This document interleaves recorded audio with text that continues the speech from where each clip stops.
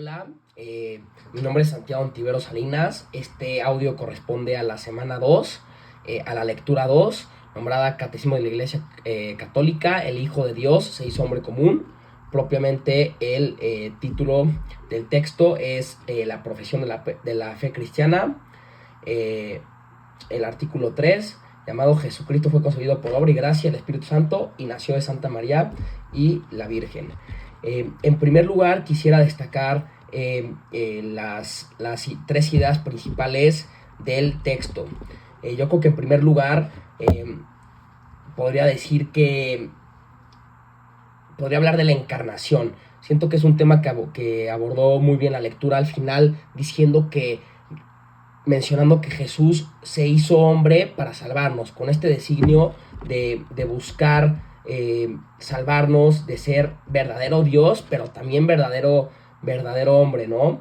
Y al final mencionar que el acontecimiento único y totalmente singular de la encarnación de Jesucristo no significa que de cierta forma Jesucristo haya sido en parte Dios y en parte hombre, ni que haya habido una mezcla extraña ahí entre lo divino y lo humano, sino que se hizo verdaderamente hombre sin dejar de ser verdaderamente Dios, porque al final la manera en que se condujo Jesucristo con tal amor a su pueblo denota cómo hay una parte de Dios viviendo en él, pero también Jesucristo siendo hombre. Esto es muy importante, y sobre todo también mencionar que la fe en la verdadera encarnación de Jesucristo es el signo distintivo de la fe cristiana. Al final, si nosotros creemos en esta encarnación, eh, en este verbo en que se convirtió Jesucristo, es una convicción que nos generamos y que hace notar que apoyamos a la iglesia en este gran misterio de la piedad, ¿no? Al final, este hecho en que Jesús haya manifestado en carne propia demuestra un gran amor. En segundo lugar, quisiera hablar de cómo es hombre el Hijo de Dios, es decir, Jesucristo. Y esto sobre todo es porque su naturaleza humana fue asumida, pero no absorbida. Es decir, incluso la iglesia llega a confesar que con el paso de los siglos, la plena realidad del alma humana, con sus sistemáticas y operaciones de inteligencia y voluntad y del cuerpo humano de Cristo, es como en realidad Jesús logró asumir esta humanidad, ¿no? Al final, él llevaba a cabo esas operaciones de inteligencia y voluntad unidas con un amor profundo. Es decir, en cada ocasión que la naturaleza humana de Cristo pertenece propiamente a la persona del Hijo de Dios que la ha asumido, es una muestra de este gran afecto que nos tiene. Y sobre todo, hay que recordar esta Trinidad, ¿no? Al final, el Hijo de Dios termina por comunicar a la propia humanidad el modelo en que existe la Trinidad, termina por transmitirnos esto. Entonces eso es muy importante y siento que la lectura lo deja muy marcado. Es decir, Jesucristo no solo vino a hablarnos del cristianismo, sino también de la Trinidad y de cómo el Espíritu Santo, Dios y Jesús juntos en uno mismo son son básicamente el misterio del cristianismo. Por otro lado, es importante hablar de lo que es el corazón del verbo encarnado, ¿no? Yo creo que es una tercera idea que puedo destacar, es que muy importante que Jesús durante su vida, su agonía, todo lo que sufrió, incluso en su pasión, nos conoció y nos amó a todos y a cada uno de nosotros por como éramos. Y se entregó por todos, así tuviéramos nuestros defectos, así fuéramos muy buenos, etc.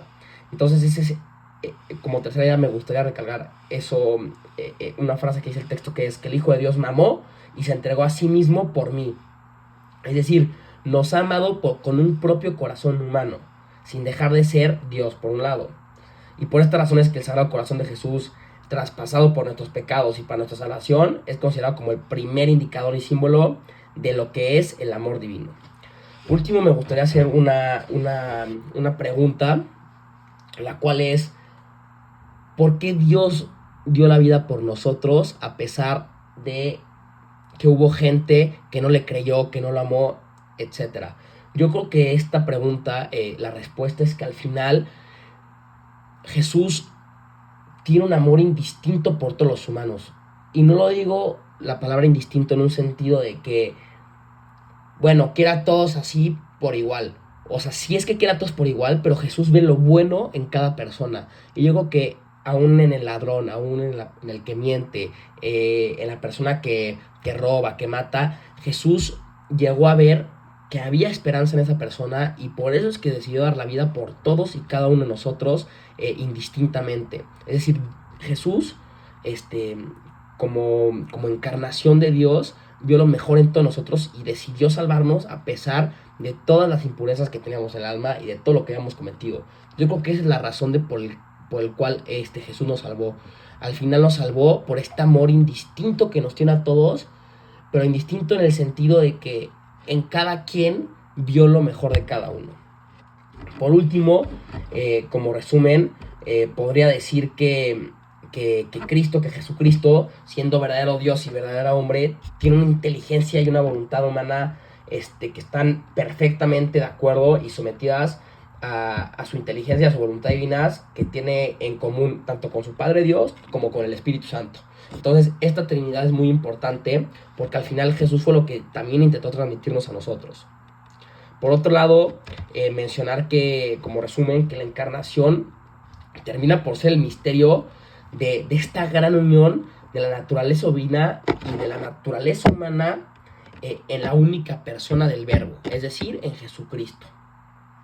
Y por otro lado, que me gustaría decir, como resumen, que fue muy importante lo que Jesús dejó en nosotros. Es decir, la palabra del Hijo único del Padre es una palabra eterna. Es decir, este verbo, imagen sustancial de Dios, que se hizo carne y que terminó por hablar con su pueblo, por hablar con los profetas, por difundir su palabra, es una palabra eterna. Y es por eso que debemos siempre apreciar el gran sacrificio que hizo Jesús por nosotros. Muchas gracias.